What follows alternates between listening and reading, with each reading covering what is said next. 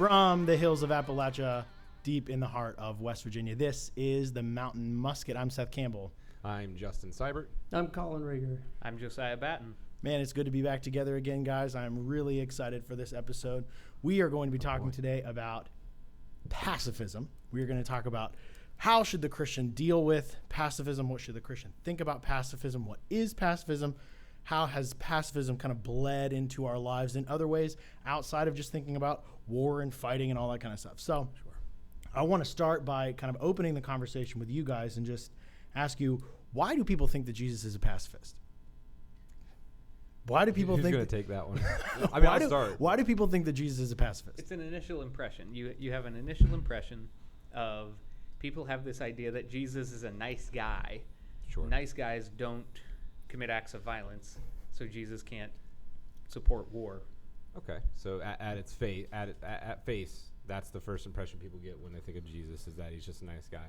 I would go one further, where some of the more explicit things that Jesus did, and if they hit you in the left cheek, you'll turn your right cheek, or whichever way that goes. I think I just messed it up. So you think they're actually taking verses and applying no them? doubt. Yeah, and applying them incorrectly, right? Okay, but that's what I'm asking. No, they are implying them. I think there are they're many instances where Jesus stops his apostles from killing the guards when they come to pick them up. Right? They're like, "Whoa, don't do that. Don't cut the guy's ear off." Yeah, don't do that. Yeah, but I don't think in and of themselves, if you can't. I mean, I guess you could. You can rip out one piece of the facts from the story and the context it belongs to, and you could probably come away thinking that Jesus is a pacifist.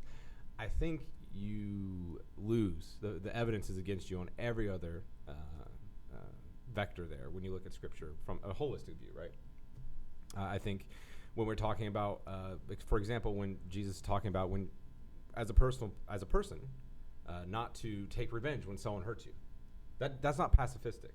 That's saying that there is authority when there comes to violence. Explain what you mean by that. Authority when it comes to violence. That there are certain spheres which institutions operate. Like for us, for example, we don't have the authority if Joey spits on me. I don't have the authority as a Christian to spit on him back, right? Person to person. Whereas the state does have the authority to bear the sword. So Scripture tells us. Okay. That's what the state is here to do. Like there's a right place and there's a wrong place.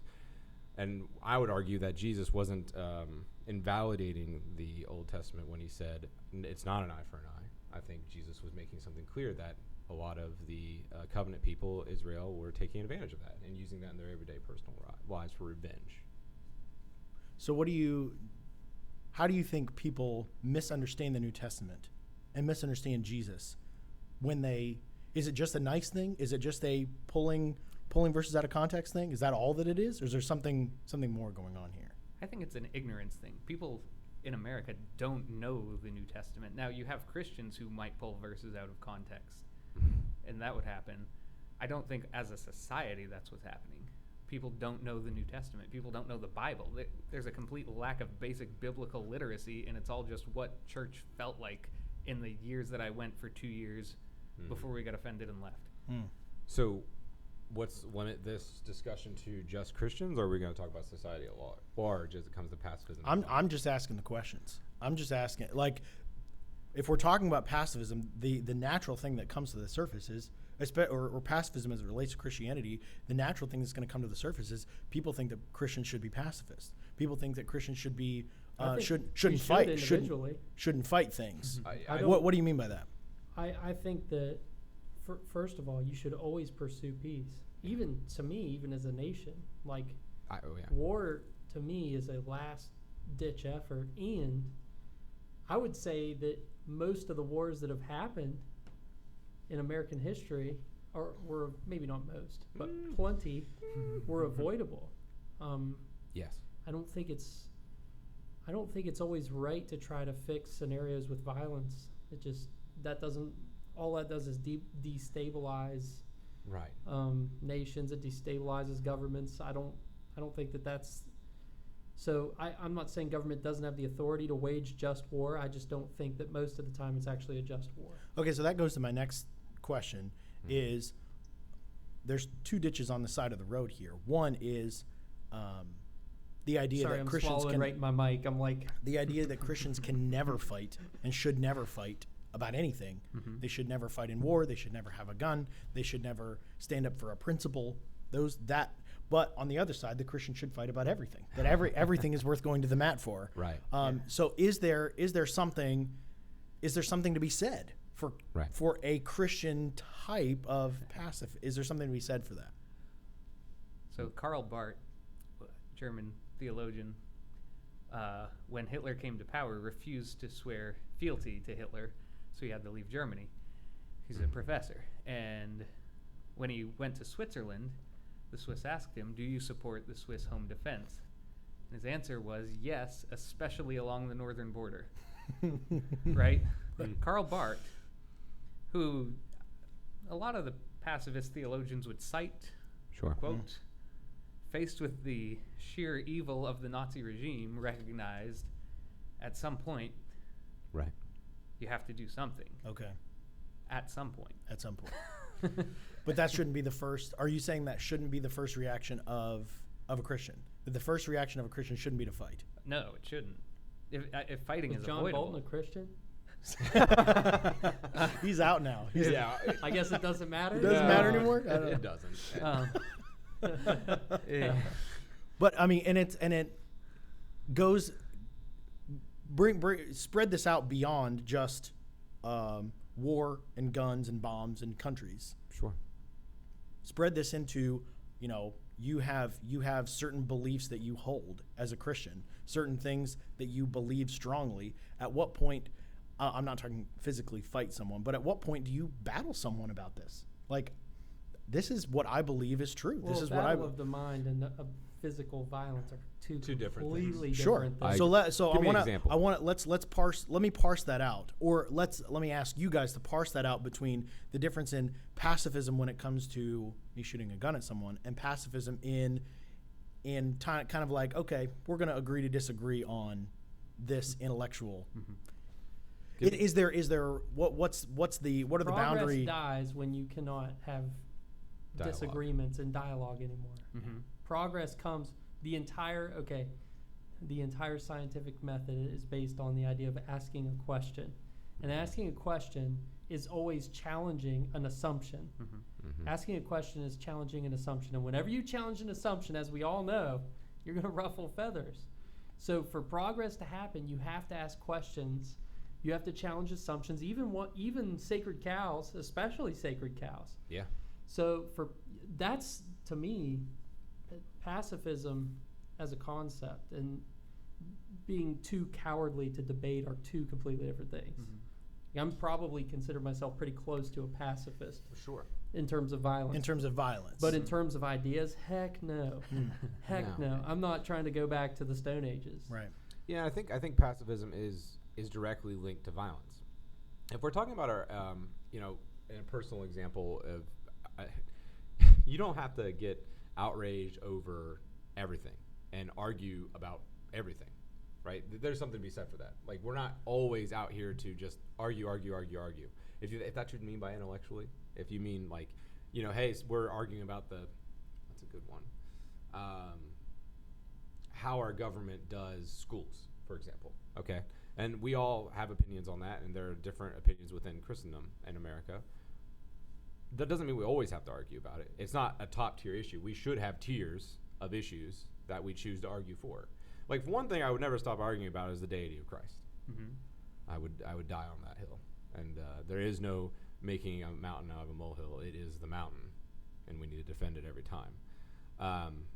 However, I wouldn't necessarily die on the hill of, healthy eating, like some Christians do. Some Christians die on the hill of healthy eating, where healthiness is holiness. We've talked about this a lot. And that's not true. Essential oils. Yeah, I try not to hit too hard on the essential oils people because they're crazy. No, I'm just kidding. No. Here we go. Just kidding. No, my wife uses essential oils. She's bought a crap ton of them, and that means you've bought a crap ton. Yeah, that's right. I have. I'm the biggest supporter that doesn't like them, but I think there are hills to die on. There are hills that aren't worth dying on. So I want to go back to what Colin said, because he said that he's much more pacifistic when it comes to physical violence, but when it comes to intellectual debate, you're much more much more vigorous. Oh yeah. But on the flip side, there are people who are on the flip side, like they're much more hawkish or much more apt to fight when it comes to violence. But when it comes to an intellectual debate, I just want to kind of be comfortable. Well, some people use violence as a crutch because they're too lazy to think. Okay, so that's where I want to go. I want to see how, Antifa. like,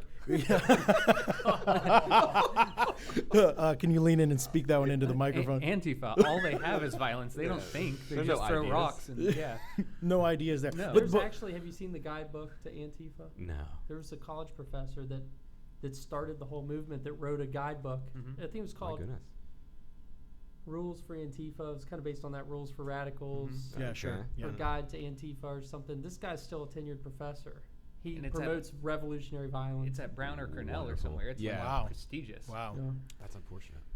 But yeah, so I want to kind of drill down there of how can this bleed into areas maybe where we don't traditionally think about. And I know the dictionary definition of pacifism, we're talking about actual violence, but the idea of zoom out and talk about the idea of fighting, whether it's an intellectual fight, a physical fight, the idea of fighting, because if we're talking about Christians in pacifism, it seems to me from the 10,000-foot view that the view is what Joey said out of the gate. Christians should be nice. Jesus was nice. We don't fight. You shouldn't fight. You shouldn't argue with people. You shouldn't fight. You shouldn't pick up a gun. And so I'm wondering, do you see any ways in which we as Christians or Christians, evangelicalism in America has let erroneous pacifism bleed into areas we shouldn't have, or an unwillingness to fight? Oh yeah. Or on the flip side, and I'm asking a really long question here, but on the flip side, an over-eagerness to fight bleed into areas where we shouldn't have. We're going to disagree on this one. Go ahead. That's fine. That's I don't think so. I think you'd be shocked. Go ahead. And in terms of unwillingness to fight, yeah, we just ignore Matthew 23, Jesus calling the Pharisees, whitewashed tombs, den of vipers. These are not nice things to say about These are people. not nice things to say. Okay, putting it mildly, this is insulting. Daniel Tiger. Philippians 3, Paul talking about counting all things loss compared to the surpassing greatness of knowing Christ. If we translated loss the way I think we ought to translate it, it would be censored. Right. Okay. Yeah, that's sewage. Yeah. Strong word. And and it's crude. And if I'm understanding you right, Jesus says, go and do the things that I've taught you, and that's sometimes not being nice. Sometimes it's calling people a den of vipers and whitewashed tombs. A house of snakes. We have the schizophrenia in American Christianity, whereas the liberal Christianity in America would come out and say, Jesus was a revolutionary man. He was the first rebel, bro. And he fought against the system, or so to speak. And he was a pacifist. Yeah, and he was a pacifist, but he was just totally no. If you could be a revolutionary in the realm of ideas and morality and doing right and wrong and challenging cultural assumptions, which Jesus arguably did, you can definitely be for standing up for what's right when violence is necessary. Now, I think Colin, I agree, they're two different animals, and there should be a governing ethics for each on how we do it. But I think the principle is the same. We fight for what's worth fighting. We have to have a just cause for fighting. We need to have the right intent for fighting. That's always the same in war. If you go to war with the intent of just I'm just going to go kill all those people, it's not going to be very pretty. And it's the same way, if you go with a group of friends and you're all Christians, but you have disagreements on, say, vaccination, which is common, believe it or not, these days. You discuss them and you make sure it's not a first-tier issue. You're not going to question someone's faith based on vaccinations. You're not going to question someone's faith based on how they eat. And I think that's, from the intellectual side, I think it's something we need to consider. Last word, Colin. Oh, yeah. Okay, so I think that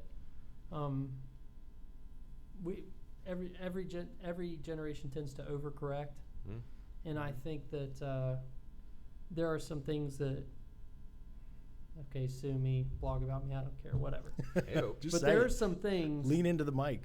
There are some things that I would say and this may sound like I'm being cowardly, but I'm not, because I'm shooting at my own people kind of when I say this. Mm-hmm. I think we come out a little too strong. We're too eager to fight these days on a lot of things. Like, to me, it only makes sense to punch the bully if it's actually going to produce an effect.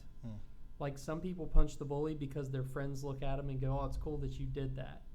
So there are a lot of Christians that go out there and get on the internet and they blast this idea and blast that idea and mouth this person off and make fun of this guy. And Sure. I think the word that somebody used was winsome tartness or whatever. Winsome So it's like the idea that that's always a good idea, or that's foundationally or fundamentally a positive quality, to me is like, I'm not saying it's not a tool in our tool belt, because obviously there are times we need to break that out. But some guys wake up every morning and strap on they're like taping up their hands like, who am I going to destroy today? I'm looking for whatever. And I don't know if that's effective. I'm not saying that they're wrong in their assessment of reality by fighting these things. I'm just saying I don't know if it's effective. So we need to balance things with what's right and doing it wisely, I think is what you're saying. Right. I mean, I would recommend prudence for anyone who's fighting an ideological war. Yeah. I think we have that. We need to. We don't have that. Sorry, that's what I meant to say. We don't have that in Christianity right now. We don't understand wisdom. We do, like you said, you have people who just get on the old social media and go ham. I'm thinking specifically, who's the pen and pulpit guy?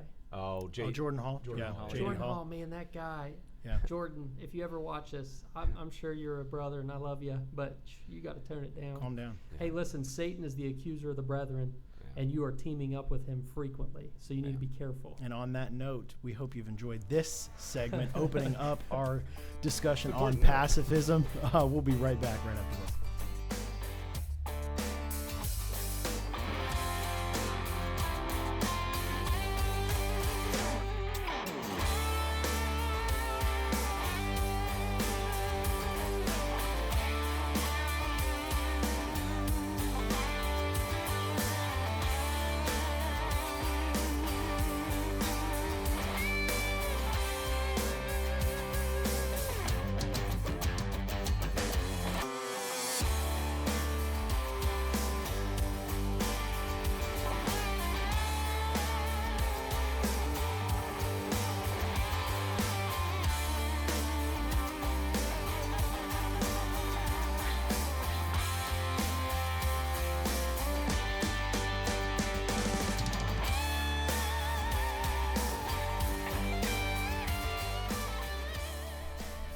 Welcome back to the Mountain Musket. We have Josiah Batten queued up ready for our book review this time around. For the book review, we are doing War in the American Difference by Stanley Hauerwas. Say that title again. War in the what? War in the American Difference. Difference. Okay. So I'm obviously can't go through every point in this book. Stanley Hauerwas is one of the most, if not the most, prominent Christian pacifists in the world. So I decided, let's go straight for the head. Just go with the strongest possible argument we could address and figure out where we land.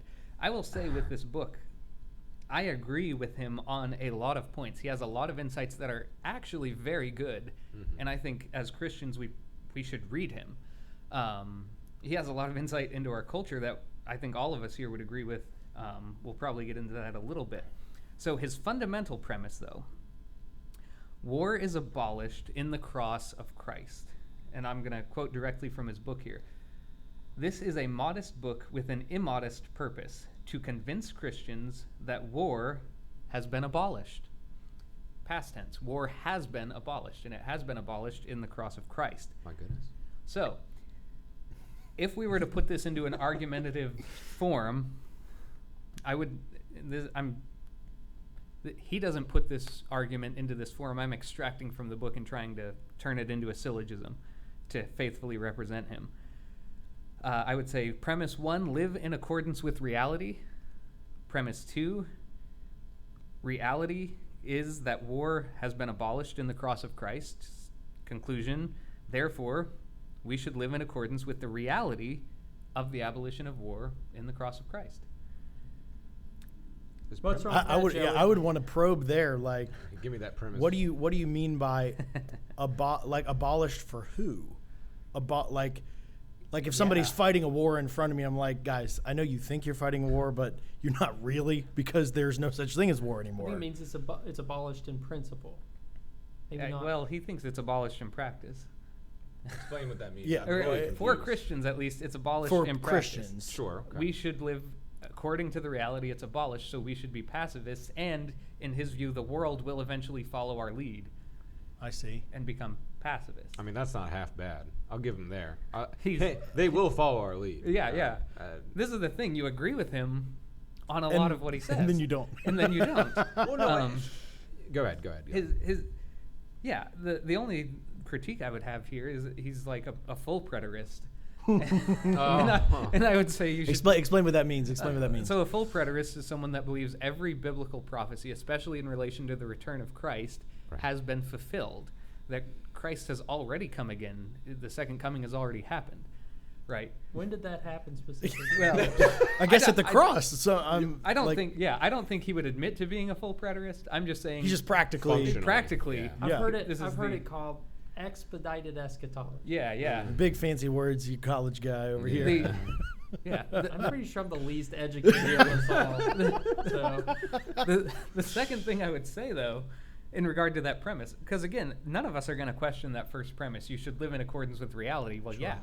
That's especially reality in the cross. Yeah.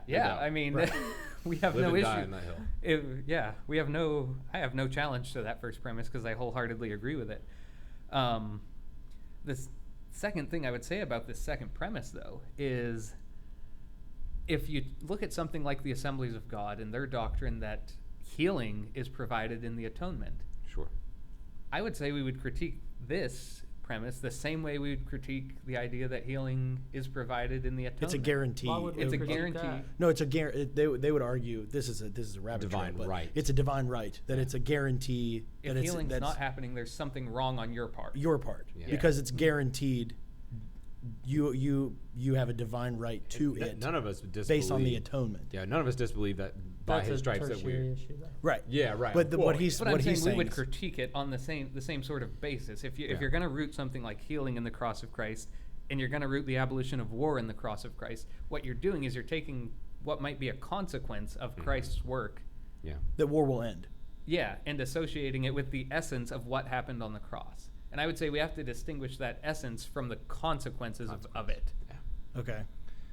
So basically, you're trying to demuddy the waters there. Yeah. As it pertains, you're saying the essence of the cross isn't an abolishment of war, and the essence of the cross isn't divine healing. So if we're supposed to live, so when Jesus preached at the kingdom of heaven, are you done with your review? I'm sorry. I mean, we're just talking about this. This is his the thesis. Train, man, blowing up the tracks. That's what I want. That's what I want. That's the essence of what he's saying. That's his thesis. That's what I'm trying to. Yeah. So if Christ came and said the kingdom of heaven is at hand, he brought the kingdom to earth. No doubt. And when someone's born again, their job is to live as if that kingdom was here and to force it into every nook and cranny of existence that they can. No doubt. Then I don't see any problem with his premise. Well, he would say not force it, radical non-forcing. Well, that's how we force things in Christianity. It's we die. Self-sacrifice and love. We die. Correct. We follow Jesus. Yeah, exactly. So and I don't disagree with that either.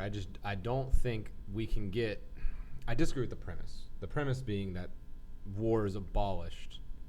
Basically, he's saying what you can infer from that is this.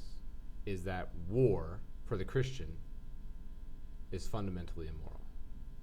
I mean, yeah, he would. Or non-existent. But he would be very careful not to condemn people who have fought in past wars. He would be very careful not to condemn C.S. Lewis or... Well, yeah. That's because he's a liberal who doesn't want to condemn anyone. But, I mean, he does... He's like a universalist He has as a well. chapter in here disagreeing with C.S. Lewis. Of course, but he doesn't question whether C.S. Lewis should have fought in World War I, for instance.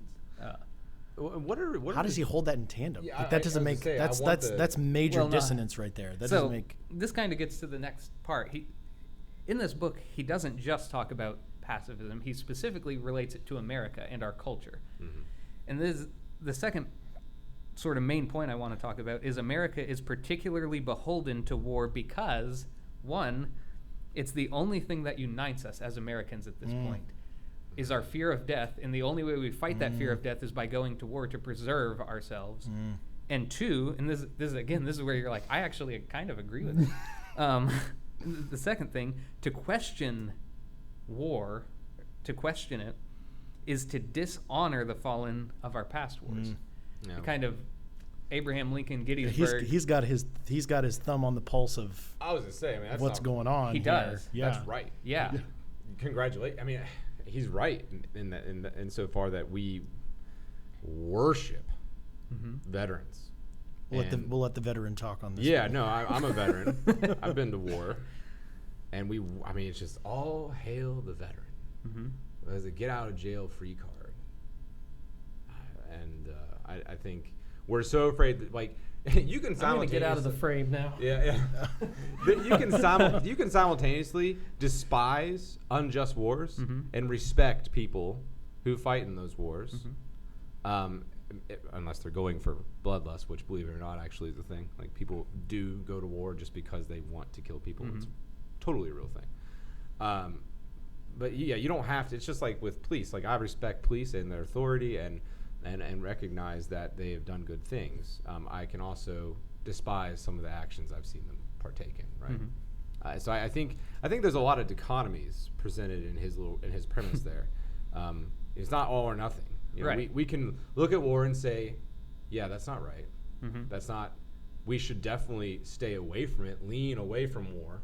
But I would say that the state, the government, the magistrate bears the sword very clearly in Scripture.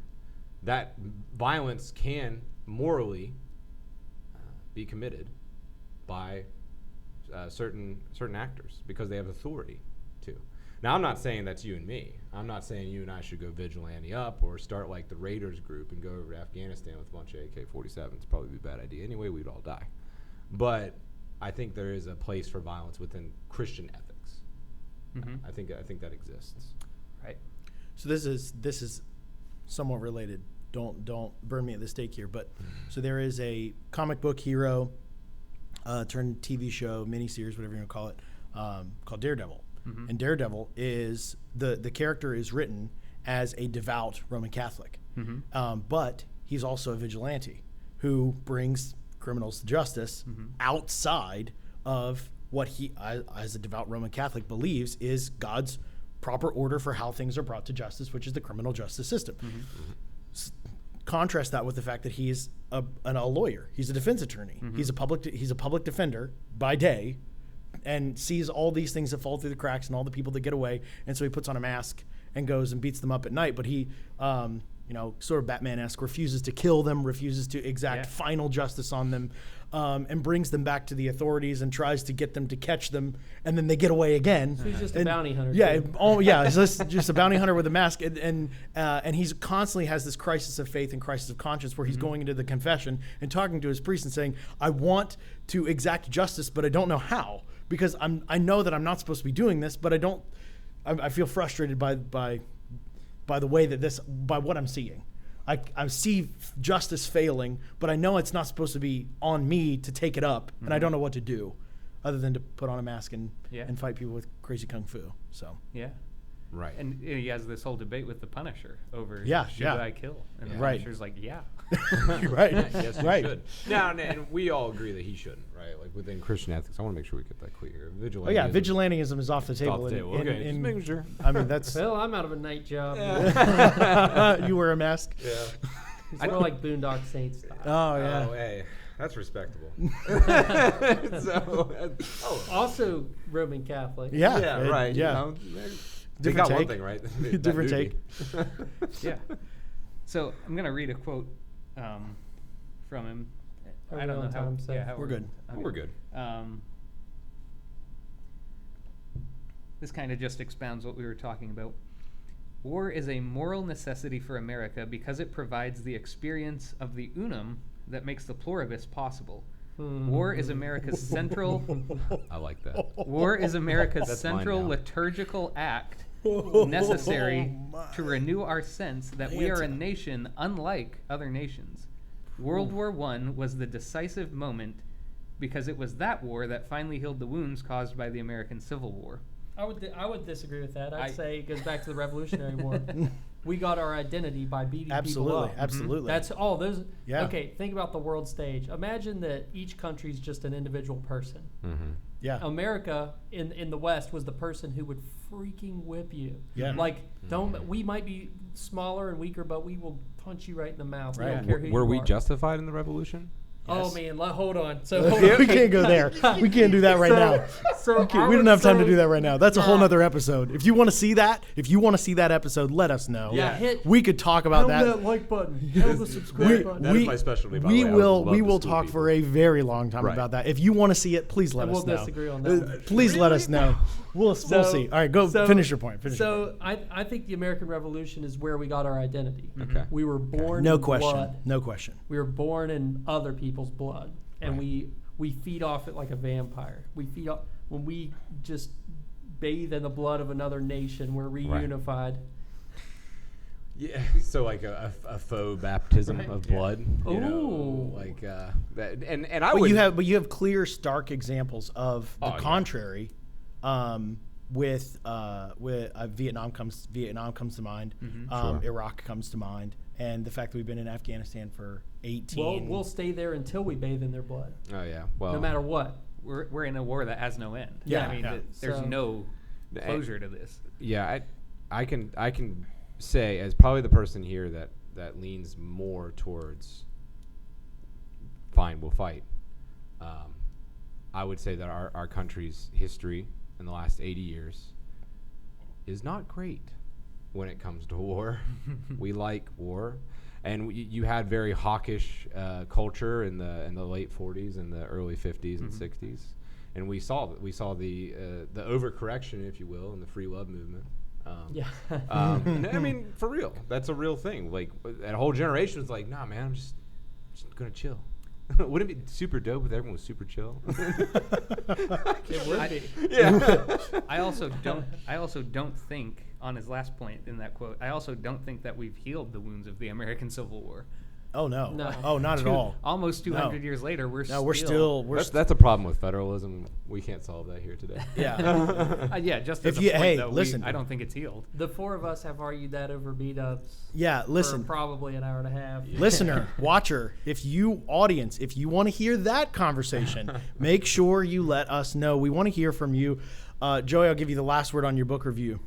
Yeah. So the final. It's his segment. You can, The final point I would make is War and the American Difference is an intriguing book, and one that I think is important because we are in wars, particularly the war on terror, that is insolvable. There's no defining end to that war.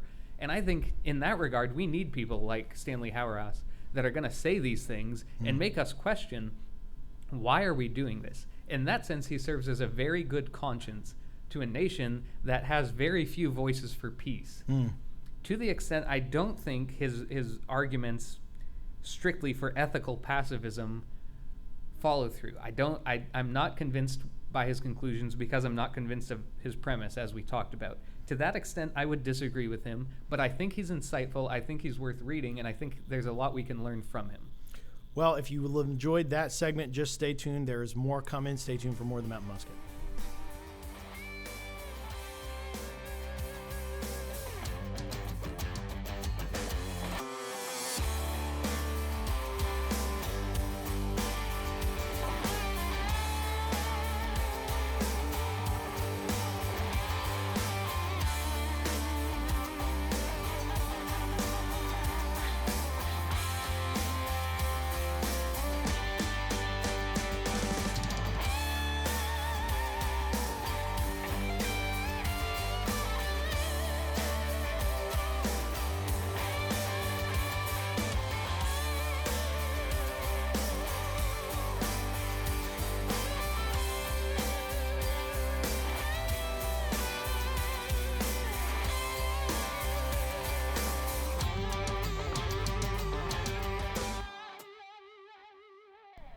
Welcome back to the Mountain Musket. It is Colin's turn for the social media review.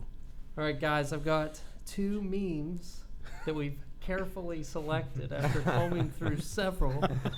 And after many hours of deliberation, I've settled on these two. The first one is from Caleb Howe, Howe, he says, banning weapons is the most white privilege idea ever. Rich liberals scoffing at the idea that a person might need to defend their own life is a tower so ivory you can't look at it in direct sunlight. Ow. It's the personal safety equivalent of just have the maid do it. Ow. Oh. So I think he's got a bit of a straw man here. I'm not going to lie. Oh, all right. Okay. So he's taken the entirety, the idea of weapons and reduced it to a single point. So let's talk about weapons in a certain category that is going to blow all of your minds. Let's go with RPGs. Okay? Yeah. Right. So if you say that American citizens have the right to possess weapons to defend themselves, Sure. and if they're to defend themselves against tyrannical governments, then they need firepower equivalent to what the government would possess. Sure. Yeah. Not necessarily. But if to do it well, so let's take that idea to its logical extent. Okay. That's the argument, though. Yeah. That's So- or at least from one side. So here's my idea. If you're against the banning of weapons of any kind, I asked the same question I asked with abortion. Where do you draw the line? Right. Where does life start? Okay, and at what type of firepower do we draw the line for weapons? Well, you could say, well, a personal weapon that somebody can use and operate that by themselves. Okay, an RPG. So let's send a bunch of RPGs into downtown Chicago, and it will look like Somalia. Yeah. Yeah, pretty quickly. For real. Yeah. So In an hour. Yeah. So I think he's reduced that whole by just saying weapons in general. Okay. I see No what one you're saying. says let's ban all weapons. Well, maybe some people do. Maybe extremists, like in Beto. London or something. Yeah, with half the Democratic candidates. Sure. Okay. So Beto. So the question is should we ban weapons? It's like, where do we draw the line on banning With weapons. I will tell you that the early American government had no issue with personal cannon ownership. Like that was the thing. Because like MS-13 wasn't around. Yeah, you just had your own cannon. Now there were city restrictions that they had. Like you can't fire your cannon between X time and X time because it's a civil disturbance, but it had nothing to do with you personally owning a cannon. Personally owning a cannon was not abnormal. Was not abnormal. Yeah, it's actually pretty normal. Well, if you're going to defend yourself against a tyrannical government, you need right, it. right. But it also, if you don't have a society that has some type of moral fabric, Well, Oh, absolutely. then there's all kinds of assumptions that we make when we say, well, individuals should have the right to bear this and that. Well, okay, but you better be ready to extend that right to the person that you least want to have that thing. Sure. Because you can't draw arbitrary lines. If you're going to say it counts for all American citizens. I would agree. American citizens who otherwise haven't deemed themselves unworthy of having those weapons. So we have all kind. I'm serious. You know, So what about assault rifles? What's an assault rifle? Okay. A fully semi-automatic. I'm just kidding. Fully semi-automatic. I was about to blow my head off. All right. A semi-automatic with a 30 round mag. 30 round mag. Right. Okay. What should Americans be able to own those? Yes. Yes. Okay. So even people in downtown Chicago? Yeah. Yep. Yeah. Geographic region wouldn't exclude someone from owning a weapon. I would say certain behaviors over a period of time might. So I think we've You skipped. see where I'm going, though, right? Oh, absolutely. Oh, sure. I think you've skipped the essence of what his point is, though. I see where you're going, and I'll swallow it. I think Wow. you should be able to defend yourself and your personal property with a god rod. Okay. That's what's up. At least. All right. I'll say Everybody, this, at everybody, push least- pause and go Google, and then come back. No, at least you're consistent. So, But I would agree, right? The only weapons I would bar someone from having that are weapons that they couldn't use without violating someone else's rights. There are certain weapons you can't use, or things, not even just weapons, that you can't use without violating someone's rights. But I think we're missing the point of what he's actually arguing for. No, okay, so let's get there. Let's Sorry. get there. Yeah, my bad. So no, it's my bad because I get what he's saying, that these people in Congress have armed guards defending them at all times, and they don't have to worry about somebody breaking into their house and because the Secret Service or whoever's going to shoot the guy. It is privilege, you know. Sure, They're yeah. speaking from privilege. But I at the agree. same time, Well, no, I'm not going to go there. I'm not going to do it. But no, I think we don't have. You're not admitting defeat by saying, yeah, these politicians are speaking from privilege. There are politicians that don't want to just ban AR-15s or what you should probably call them as a high capacity or semi-automatic rifle. They're not fully like they're not. They don't want to just ban the high capacity semi-automatic rifles. They don't want to ban automatic, submachine guns. They want to ban pistols, shotguns, certain knives. Bowie knives. Yeah, that's insane. Bowie knives are super useful. First off, so they're super useful, especially when you need to make sure you can reach the spinal cord from the front. Oh, that's my true. goodness. I mean, they were designed for killing. So. Yeah. But no, I mean that's my point here. Is like most politicians who are anti-gun are saying that they don't want you to have any weapons because they do come from a place of privilege and they don't think that a reasonable person would want to be armed. Well, can I play devil's advocate here? Yes. And I'm not even being devil's advocate. I'm being liberal Christian advocate because It's I okay. lean that way in some issues. Sure. It's probably one of them. So you have your assault rifle to defend you from the government, right? Am I right? Or your semi-automatic. My high capacity semi-automatic rifles. You have your high capacity semi-automatic rifle to defend you from the government and from intruders. I have that rifle to defend myself from anyone in an expeditious way. Enemies, foreign and domestic. Sure. Yep. Okay. So. Or raccoons. Or raccoons. Those stinking groundhogs, man. So let's go ahead and be real here. Sure. If the government wants to send a drone. Yep. And just destroy you.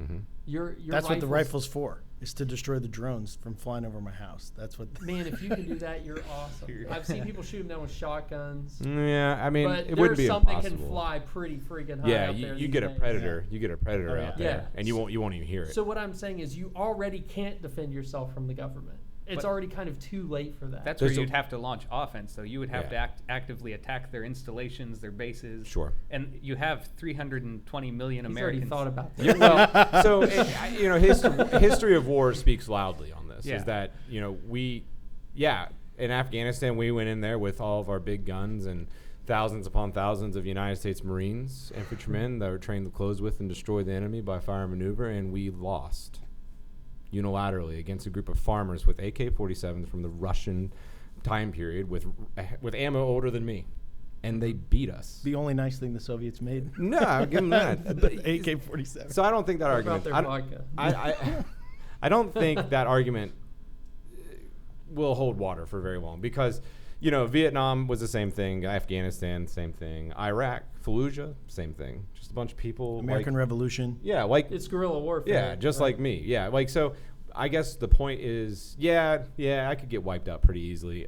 Just like Obama did to all those people under his tenure in That's true. That guy's a hawk. Yeah. Talk about hawk. In the White House. But I think at the same time, they can't.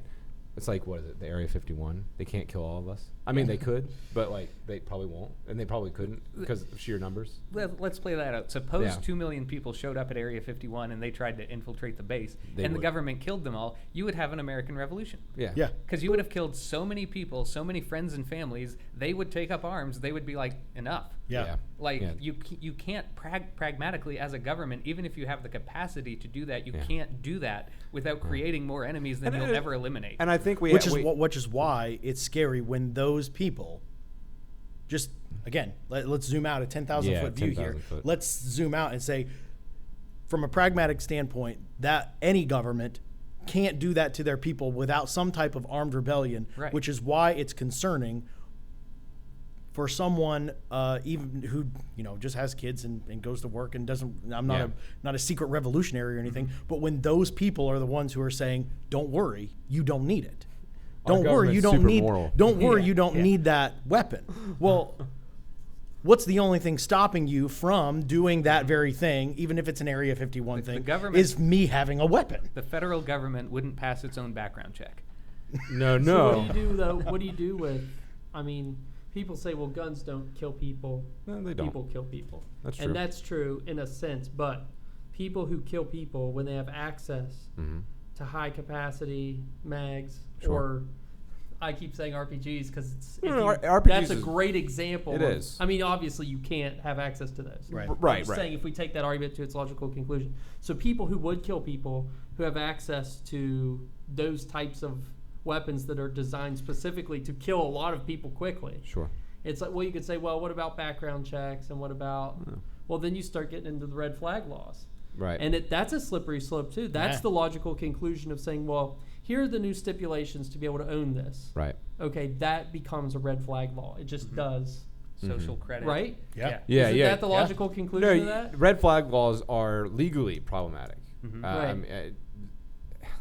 You have a series of checks that are easily. So when you look at a law, one of the things, like the first rule of law is do no harm to innocents, right? And you want to look on how a law can be taken advantage of. How can a law be abused? It's just like stand your ground laws. Stand your ground laws are abused every day. And I think stand your ground laws encourage people to kill their attackers. There's a bloodlust there, I think you have with stand your ground laws. And if for those who don't know, stand your ground law basically is you're allowed to, generally speaking, you have to try to retreat if it doesn't endanger your life. That's outside of stand your ground. That's how self-defense works. Stand your ground says you do not have the duty to retreat, whether you're in your home or in the public, and you can use deadly force when you danger for your life. The unfortunate side effect is when you kill someone because you're afraid your life was in danger. There's no way we can find out. You killed the only witness that matters. It's like police. He's resisting. He's resisting. Well, they shout it when they're on video just so that it says that. Yeah, and it's just there's something to be said there. I think we're gonna have to push pause on this meme and go to the next one if we want to have time. No, that's good. It's all good, man. Yeah. The next meme is they've superimposed John Bolton's face on the guy from The Office. Milton. Office Space. Yeah. Or Office Space. Sorry, not The Office. Gee, Christmas. And he says, "I was told there would be war." And the original line is, "I was told there would be cake." And the problem was the cake to person ratio was insufficient. So I guess what they're trying to say is that John Bolton's a war hawk and that the war today ratio was insufficient for him. I don't know if he was fired or if he quit. There weren't enough wars happening. That's just funny. I don't have a lot of comments on it. I agree with it. Well, none of us personally know John Bolton. No. I would to put that in perspective. We don't know him. Doesn't his mustache tell you everything you need to know? Yeah, I mean, there was an awesome meme. Do you need to know anything else? I saw a good meme where it's like part human, part walrus. Yeah, he's going back to join the war. That was Babylon B, I think. Yeah, it was. That sounds right. I think we need to, but I'm going to let his policy actions speak for himself. Yeah. He leans towards war. Yeah. And I think that's something that our entire culture does right now and has been doing since 2001. It's older than that. Well, yeah, but we're the Wild West, man. America's the freaking Wild West. I mean, I can see World War II being justified, even and World War I too, very justifiable. Korea, maybe even justifiable potentially. Sure. Maybe. I really hate it when Southeastern Asian countries are buying their bananas in bulk from the Philippines. We're missing out on a lot of That's true. taxes. That's true. We need to get over there and show them who's boss. Yeah, we need to give them some freedom. Bolton wanted something about dominoes. I don't know what's going to Bolton wanted us to bomb Iran over the harassing boats in the canal. The boats. Right. And Trump pulled us back from that. That's mind-blowing. Donald Trump was the clear-sounding voice of reason in avoiding a war with Iran. Donald Trump goes, "Let's be reasonable here." You know it's crazy. Yeah, things are crazy. We have gotten to a bad place. Let's not be dramatic. Yeah, and we went to war with Iraq and Afghanistan. We do not want to go to war with Iran. You want to talk about a sophisticated enemy. They are the America of the Middle East. Wow. They're violent, and they are good at it. And they have no shortage of money or resources. But do they have video games? Not as good as ours. Oh, and listen, and for we may have listeners that aren't super huge fans of Trump, don't like Trump, may have preferred Hillary to Trump. I don't know, but you can't deny that Hillary said way back in the debates that she would have put a no-fly zone over Syria, which means she was going to be shooting down Russian and Yeah. Iranian planes, Yeah. which means just like that, you're in the war in the Middle East. Listen, and there's one guy you Donald don't freaking Trump, mess with, Donald that's freaking Trump, Vladimir Putin. Donald Yeah, you Trump do of not all mess with people, that guy. of all people in the whole world, gets into office, and he's the one person who says, "No, we're not doing a no-fly zone over Syria. We're not getting into a war with. We're not getting into a land battle with Russia. We're not doing I mean, it." that really puts it in perspective. It's Yeah, it that's really that's does. crazy. Well, that That's is insane. crazy. whether you believe in the collusion or not, you don't freaking mess with Vladimir Putin. Oh, That no. guy's smart, rich, and insane. Yeah, he's Yeah. got nothing That to guy's lose. tough. I Hey, mean, listen, if you guys have really enjoyed this, make sure that you are telling your friends, you're subscribing so that you can listen to more. We have the rant coming up with Justin. Make sure you stay tuned.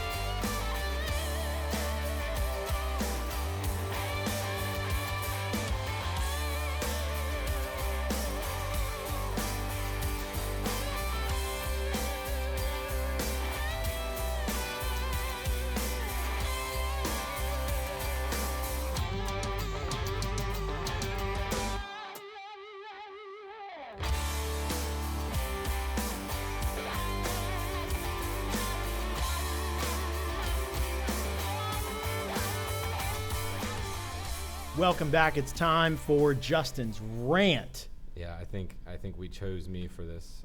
I am the. I'm pretty sure you volunteered for Yes, this. definitely. No, definitely. I've been actually. If you've looked at our message thread for the last, 3 months, I think I've been harping on this. I wanted to rant in an episode that talked anything about war, or pacifism, or violence, or anything like that, because, well, arguably, I am the most experienced in violence at this table. So I was in the Marines from 2008 to 2013. Went to Afghanistan twice, and I wasn't a mechanic or an admin clerk or anything like that. Not that there's anything wrong with doing that, but I was an infantryman. I was trained to close with and destroy the enemy, and I did that expeditiously. And I think, as a veteran that's been in Afghanistan, fought very violent battles, and one of the largest battles in the war on terror. I think we've all talked about that today. We have our Christian culture has a sickness of bloodlust, and I remember it growing up. I remember when I came back from the Marines in 2008. Originally came back, and I was almost worshipped. You know, it was a worrisome then, but I felt good, right? You had a purpose. And then I went to Afghanistan once, and I watched my friends die, all for the name of stopping a drug trade, arguably a horrible drug trade. But I think that's probably when I first realized we had a problem. Not just Christianity. At that point, I wasn't a Christian, but our country. We love war, and when you said that about how war kind of ties us together because it's the only thing we have in common. Kind of a nationalism almost, man, we disagree, but we'll just bomb the hell out of you, and we'll do it together. Yeah. That's sad, and I think we've lost, especially, do you guys remember when people were talking about, let's just make it a parking lot? Let's just make the Middle East a parking lot. Has everyone ever heard, everyone's heard that, right? Yeah. That's disgusting. That is the most disgusting thing I've ever heard. For someone who's never, you should be afraid to take life as a Christian. You should err on the side of being beat as opposed to beating. I do agree insofar. A lot of our pacifist friends would say, "Oh, that's good," and I'm like, "No, don't get me wrong. War is a necessary evil, and violence is a necessary evil. I think that we should be prepared to bear the sword justly, with right authority, for the just cause, and try to minimize damage when we do go to war or commit violence to the state. But we love war, and we worship the veteran, and we don't care. As long as we can say we support the troops, we were morally justified. Mm-hmm. Support me. You're going to support the troops? Stop sending me to war. We're not accomplishing anything. Thousands of people have died. For what? What land? Who's been liberated? Someone tell me. What better have we caused besides going trillions of dollars into debt and having a society so broken because the strongest men in our society just so happen to go to war, and then you kill them? No wonder our society is starved of strong leadership, because they're dying for nothing. And don't tell me you support me. Don't try to use me as your get out of jail free card. I do not absolve your guilt. We need to stop going to war, and we need to adopt principles of war that are compatible with Christian ethics. And I think if you are one of those people that err on the side of war, err on the side of violence, you just, make my day, you're wrong. And there is sin in your heart, and you need to repent. And I say this as someone, what do you always say, mouth of unclean lips? Man of unclean. Yeah, man of unclean lips. That's me. I mean, I err on the side of violence, but as someone who's committed violence, who's killed people, and unfortunately it came to that for me to realize what it really was. I think we need to repent as that, not just you as an individual, if you happen to be that person, but our churches. We shouldn't be looking for fights. We should fight. We should fight. We're going to have to. That's one of our things we say. Fight for your families. Fight for your children. And we should. But we need to know how to do it right and when we need to do it. And I think that segues into just war theory. So I'm gonna. We're only 5 minutes in for a rant. It's not that bad. Keep going, man. I wanted to go kind of keep it spontaneous, right? Because I didn't want to write it all down and just. This is a raw thing for me. Mm-hmm. People died for no reason. Nothing good has come of it. And we've been at war for 16 years. Longer. 17 years? 18 years. 18, yeah. 18 years. I keep on thinking it's like 2010. 18 years. People that were born in 2001 can go fight in Afghanistan. People do still die there. Not as much, thankfully, but they do. But we didn't win Marja back. Fallujah isn't ours. Badula Kulp, Garmsheer, none of those are ours. We can barely keep Kabul safe in Afghanistan. Has 5-star hotels. We can barely keep it safe. What a waste. So I think that brings me into just war theory. And I mentioned that we need two things. We need to know when we can go to war, and when we do, how we do it right. So let's talk about the first one. When can we go to war? Is it ever justifiable for a Christian? Say tomorrow I am the president of the United States or a congressman, and I'm voting on whether we go to war, assuming there's just cause. Someone attacked us. Let's make it easy. Where does the Christian lie? Can we operate within that framework at all? Yes. Why? I know the answer, but yeah. I would say war should be defensive in nature. Yep. As you said, someone attacked us. Yeah. What if they have a lot of oil reserves? No, we can trade with them. Yeah. We can trade. Yeah. There's this thing called economics. Yeah. But you can use the defense budget to finance that. That's there true. You go. So someone attacks us. Let's just envision worst case scenario, Red Dawn situation, which is highly implausible. Do you dream of that day? But I do not. I am old and my joints creak, and I have done my war. Yeah. But a foreign enemy somehow invades the United States. They show up. They're rounding up our citizens. They're killing our families. Yeah, they go to war. We're fighting. Yeah. Like at that point, I'm fighting. If they come into my house, they come into my city, I might die. Yeah. I'm gonna kill at least one of them with me. Yeah. I mean, And you're not killing them just because you're not trying to get revenge. no, No, I'm no, defending no. my home. Why are you defending your home? I'm serious. Like, why do we Why- basically are saying, what are we saying there? when someone comes in our home and threatens our family, and we use deadly force against them, what does that say of our ethic? What are ethic? the Old Testament scriptures that deal with that?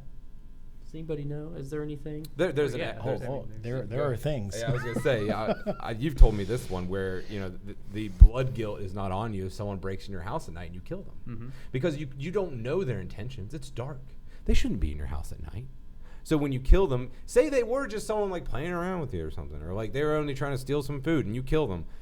The law is very, very clear there. It's actually case law, right? It's common law. It's like, hey, in this case, yeah, you're not guilty. Blood guilt's not on your hands there. It's pretty unreasonable someone would be in your house at night, and it's a good assumption they're up to no good. Yeah. So I what think if you have oil reserves? well, all different kinds. I think white truffle and vegetable and canola. I think Essential. Oh God, help me. What if you have essential oil reserves, Justin? God, help me. Okay, so all right.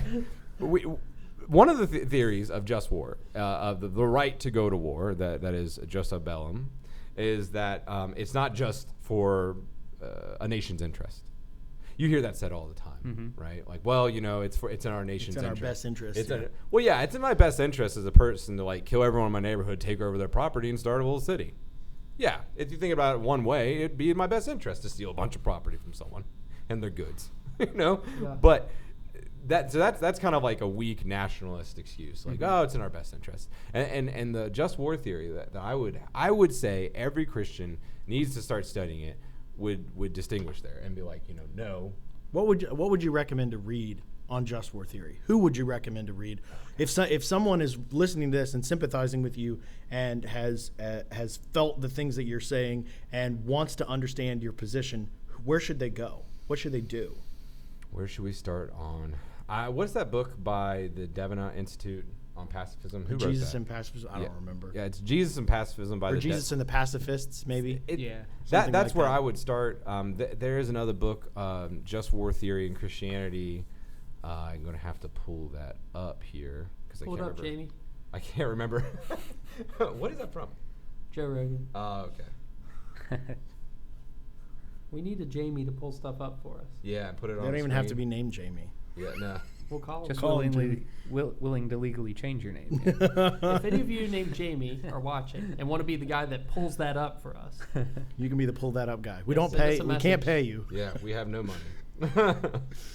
I can't find it. we'll pay you in unfortunately. camo filters and Oh, okay. So Christian pacifism and the just war theory discipleship by Harold Palmer. I've actually heard good things about this. I would recommend that. There's another one. Who is that? It's the yellow book with the red letters. You know what I'm talking about? No, oh, I gosh. don't. I'm going to stop talking about it because I'm making myself look like an idiot. Anyway, we'll when we post I put you this- on the spot. I'm yeah, sorry. No, it's all right. It's the worst spot. Thank you. I feel horrible. But when we post this video, I'll make sure that we include some books that we recommend on Put that. the links in the doobly-doo. Yeah, they're in the Jamie will doobly-doo. put 'em there. Yeah. In the doobly-doo. You can Wikipedia just war theory, and anyone could read that and should not disagree with it. Like Colin, even you who lean towards pacifism, you probably wouldn't disagree with just war theory, because theoretically, if you had the list of things that could get you through, like, can I go to war? Just that part. That's only half of just war theory. 90% of the wars we've had as a country would not have occurred, including any retaliation to 9/11. I'm going to say that again. 3,000 people dying is not just like we can't justify going to Afghanistan and Iraq off of that. And how many thousands of people we killed there, and how many countries we destabilized in our global war on terror. It's not justified. I know the rant you're not supposed to qualify, but can you clarify what you mean by all that? Because somebody may have just fallen out of their chair on that. No, yeah, and I'm sure people are just going to be like, huh? Like, why would you do that? They just turned you off. Okay. You're a cuck, whatever that is. Yeah, right. Whatever right. that is. Yeah. Does that need to be censored out? Yeah. So Probably. no, I think you're fine. I think you're fine Jamie, on that. censor that out. Yeah.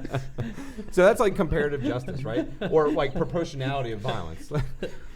So we can only just war theory says that we can only go kill 3,000 of their people. Not necessarily.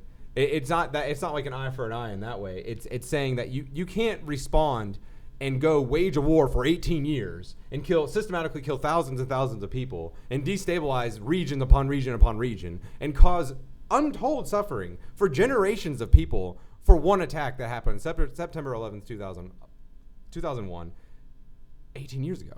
You can't do that. And the leader of that movement's dead. Yeah. And his son now, too. But killing bin Laden would have been justified. Killing bin Laden, killing all of his associates would have been justified. And it could have been done without activating but 2 infantry battalions. Navy SEALs is all. I mean, you have your joint special operations that could have taken care of that. We certainly didn't need to go. Why did it take so long to find him? This is off topic. Oh, but why did I can't speak authoritatively to that, but we're probably just like we weren't really worried about finding him. I don't think. You want my opinion? Oh, yeah. I mean, a lot of political power is gained. So if you create a war, then elections roll around and you're still in the middle of that. The American people are like, so do we want to hand this crap off to somebody else, or do we just kind of keep things going and make sure we get it tied up? You start a war in your first term, you were getting elected in your second term. Yes. Unless you just caused that war by like pure idiocy, which would be Trump in that regard. I think if you started a war, it would be that way, right? See, but what I see is the peace candidate is the one that always wins. Why did Obama win in 08 and 14? We'll bring all the troops home. We'll bring the troops. No, he said in 2014 we will bring the troops home out of Afghanistan. I don't think that's 12. 12. I'm sorry. I'm 12 for him winning though. I think at that point we kind of just decided as America that. But what I'm saying, the principle stands that the peace candidate wins. But he got bin Laden in his first term. That's true. That's true. First freaking term. Yeah. That's because Obama. I don't care. Listen, Obama's one of the best at war. Like one of the best presidents at war I think that we've had. I mean, he's a madman. We're good. If by best at war you mean he like blew up Libya, he likes war, and made Syria insolvable, and ISIS, and he was super professional about doing war. Though. Yeah. He's just super. He looked nice. Yeah, man, he talked well. He talked too. nice. Yeah. I'm not saying he was effective at it. Yeah, no. Yeah. I mean, He's just good at it. And got away with it. I see. He was just good at it. Well, we've done a good job hammering ISIS, but we've also we created ISIS. Yeah. Well, why don't you take the last word on just war theory and cinch that up? There's a lot to talk about. I have tons of papers in front of me. Essentially, I agree with Seth that there's two ditches to fall in, especially talking about war. That we can refuse to do justice when it needs to be done, and to refuse to fight when fighting needs to be fought. When fighting needs to be done is injustice, and when fighting just for the sake of fighting is done, it's injustice. And we need a robust philosophy of war that operates within the ethics of Christianity, that is driven by the ethics of Christianity, better put. And I think that is in just war theory. And I think we, as Christians in America, have really made war look pretty, and that's not right. And we need to stop talking about making the Middle East a parking lot. We need to stop talking about, well, we should just go over there and bomb them. That should not be our default, and it is because we have bloodlust in our heart. I hope you have enjoyed this episode of The Mountain Musket. Stay tuned for more content. Make sure you like and subscribe all the things that we're doing. Make sure you check out our Facebook page. Until next time, fight for your families, fight for your homes, fight for your children. This has been The Mountain Musket.